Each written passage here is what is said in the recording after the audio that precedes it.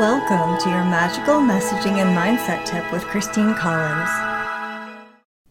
Hey there, this is Christine Collins, and I wanted to talk to you today about something that comes up really often in terms of messaging and how we craft our content. And that is what has become a little bit of a controversial topic at times, and that is niching. Now, a lot of times we think of niching as something that is a little bit superficial, where we are looking at particular traits or characteristics or demographics. But the way that I do niching is more tied to the client's experience and the client's desires. Now, sometimes this topic can present itself with a little bit of resistance or even totally denying its validity. And I think that it's important that we kind of examine and kind of tease that apart as to why we might feel resistant to it.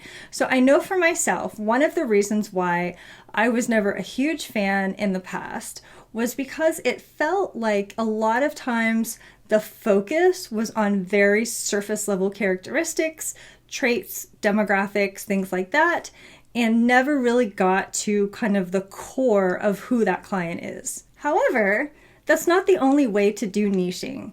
The way that I do niching is to focus in on two key aspects, and that is, what are the client's desires? What are the things that they are looking for to come out of the experience of working together?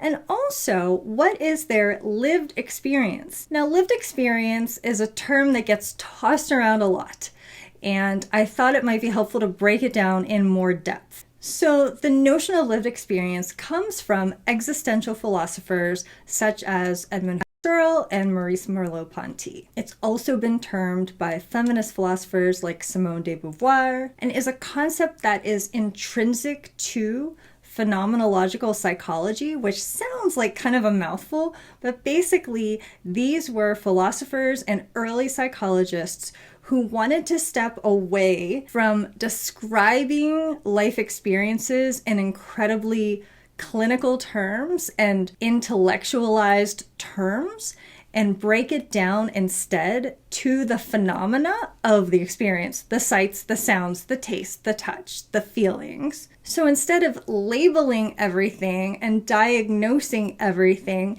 and giving everything these like set little boxes in which they occur, they wanted to break it down into the individual experiences of the person, their lived experience. And the reason why I thought it would be so helpful to bring this forward for you is because a lot of times in our work, we talk about things from the perspective and through the lens of being a practitioner, coming in from whatever our training and our background is. So for me, it's having a master's in psychology, it's having studied neurolinguistics and neuroscience. And even though we may understand these things in kind of these broad terms, and there can sometimes be a lot of lingo incorporated in our work, at the same time, our clients are not living their life through that lens. And so when we're speaking to them with our content and our offers and our copy, it's really helpful if we can boil it down to their lived experience, their words, their language, in the way that they have lived it. So as an analogy, if someone who was your potential client was to go to a coffee shop and meet up with a friend, and the friend says, "Hey, how's it going? What's been new? What's going on for you?" And they just start talking. They just start telling their story, their experience. This is what's going on with my family. This is what's going on with my business. This is what's going on with my career.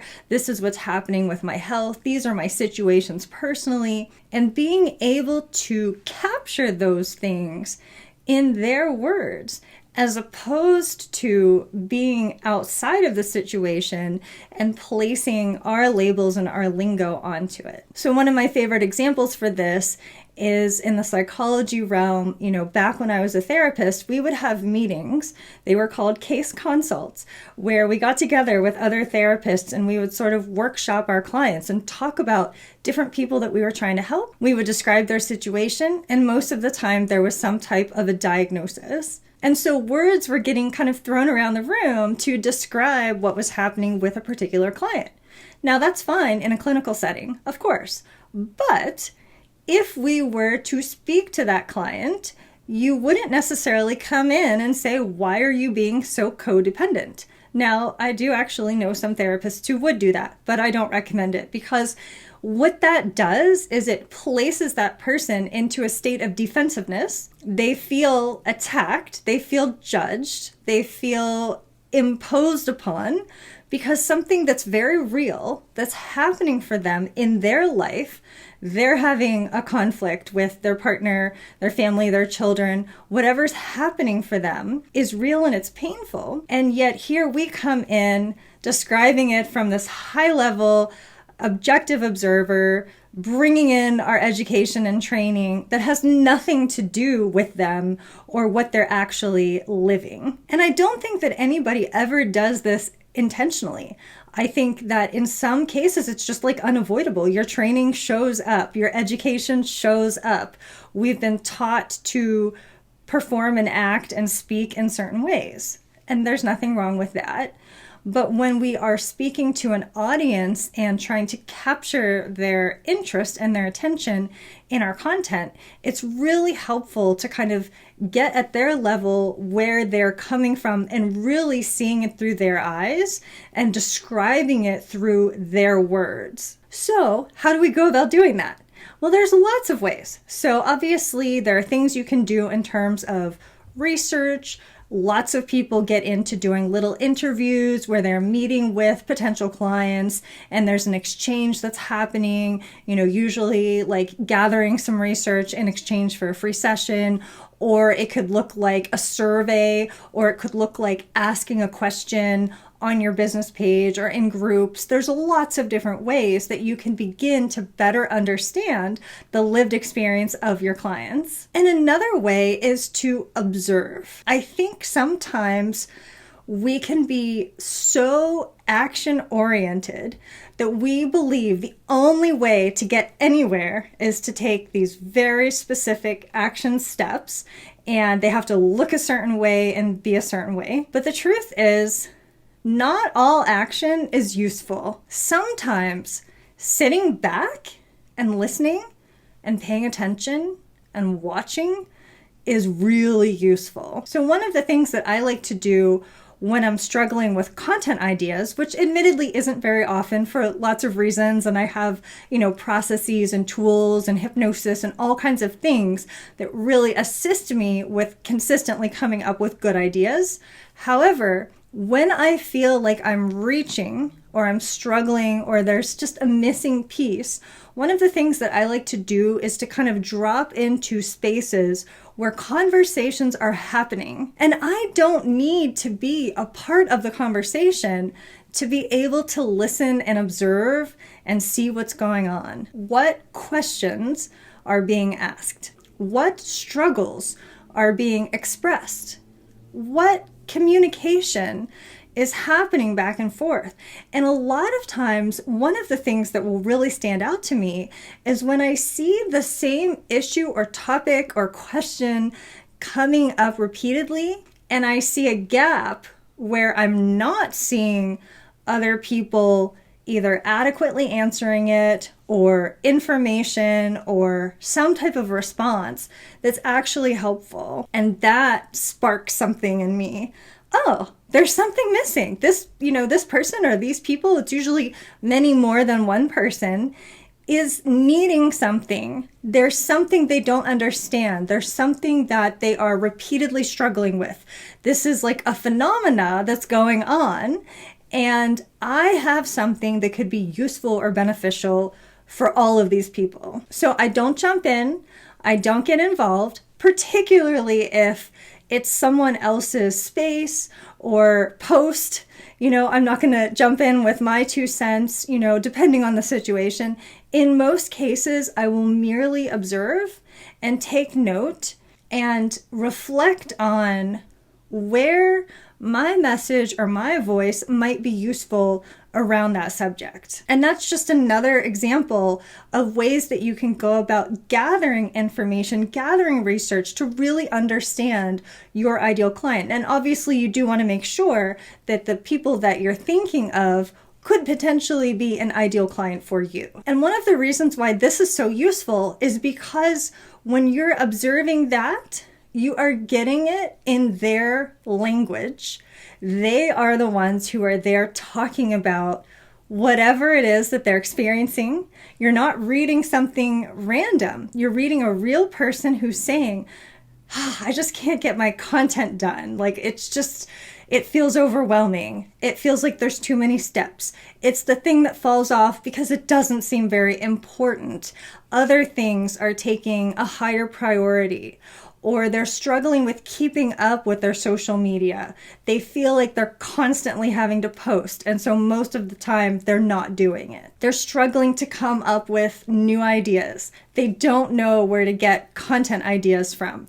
These are all very common things that I come across when I'm just kind of randomly scrolling. It doesn't even take a lot of effort on your part where you have to spend hours and hours. It really is just attuning yourself to pay attention and to look around and kind of just be willing to be that outside observer that doesn't feel like you need to rush in and get involved. Now, I'm not saying that you shouldn't. If it's valid and it's an appropriate setting for you to come in and offer some assistance, assuming that you're following whatever rules of whatever space you're in, then absolutely, jump in and help that person. But when you can't, or even just you're relaxing on the couch and this is not a moment where you want to sit up and be typing things out, just observing, noticing, paying attention to what you're seeing can be incredibly useful in terms of your content. And you're getting it in their words and in their language. That is the value of their lived experience in terms of your message. And it also gives you a beautiful opportunity to demonstrate your empathy, your compassion for that situation. So I've talked at other times and in other spaces about the importance of not intentionally dialing up pain in our marketing, not pressing on wounds and pain points, but that doesn't mean that we don't ever speak about them at all, that we gloss over them or come in with our, toxic positivity. It's not about that. It's not about pretending that the struggle isn't there or ignoring their struggle. It is, however, about holding it with care, with compassion, and with empathy, so that when we are speaking about that lived experience, we are doing it in a way that is peer-to-peer. It's not condescending. It's not me coming in as the rescuer and I can solve all your problems because I know more or I have more or anything like that. It is a peer relationship, and it is a relationship of empathy and compassion where the marketer is also not coming in to put the person down, to press on their pain, to dial up their pain, to reinforce the negative experience that they are having. It's showing empathy, showing compassion, making them feel seen, making them feel heard and acknowledged, which in itself can be very cathartic, just feeling seen and recognized and understood. And then moving on to the desire, moving on to what is wanted, what is hoped for, what is possible. And that's the other piece to the niching that I talk about. It's the lived experience and then the desire. So understanding in their words and their language where they're coming from, what's happening, what their struggle or experience is, and then also speaking to where they hope to go.